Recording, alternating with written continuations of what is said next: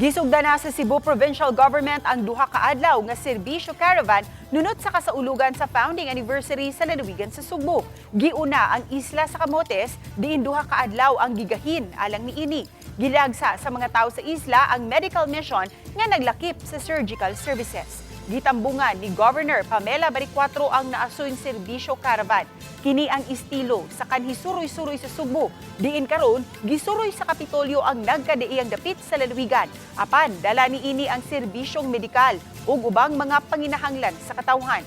Sa pikas bahin naka-hire ang Kapitolyo og 12 ka mga doktor nga giapod-apod sa mga provincial-run hospital sa Argao, Barili, Daan Bantayan, Tuburan, Danau City, Carcar City, Minglanilla ug sa Sugod.